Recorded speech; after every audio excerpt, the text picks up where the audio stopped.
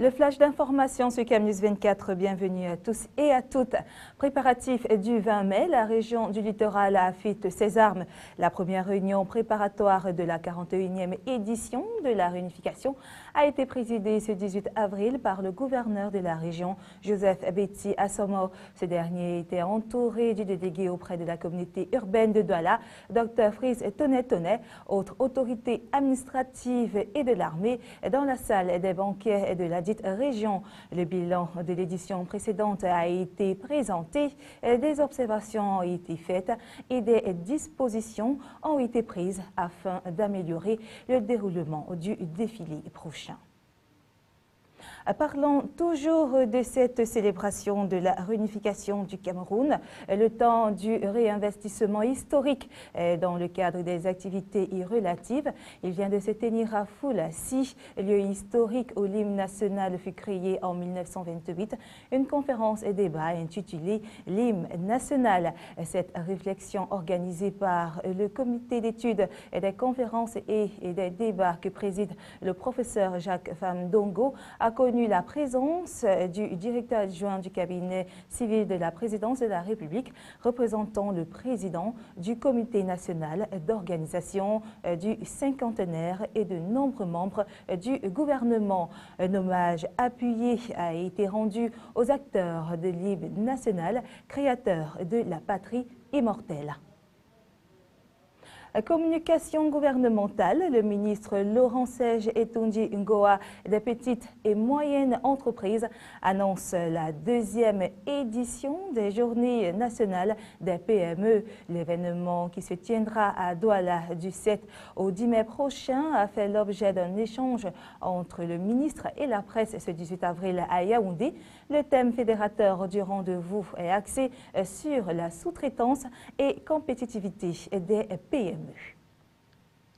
Parlons à présent de la Ligue des champions africaine. Coton Sport affûte ses armes pour une bonne option en match aller des huitièmes de finale contre Stade de Bamako dimanche prochain. L'unique représentant le Cameroun en Coupe d'Afrique encore en lice.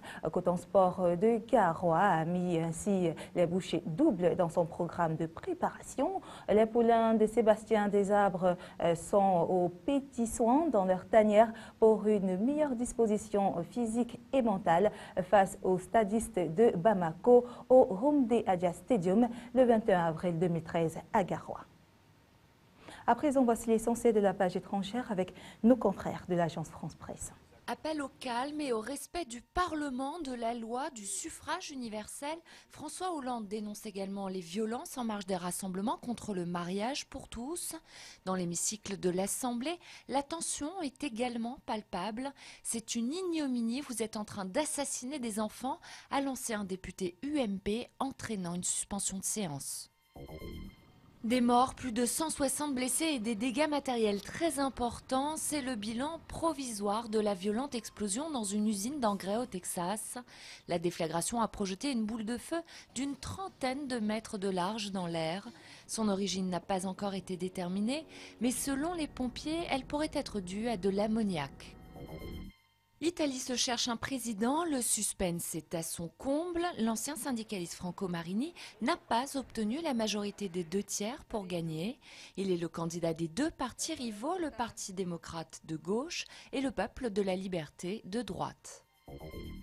Ils ont été libérés. Le fondateur de l'Arche de Zoé et sa compagne avaient été condamnés à 3 ans de prison, dont 1 avec sursis. Ils purgeaient leur peine dans la prison de Fresnes.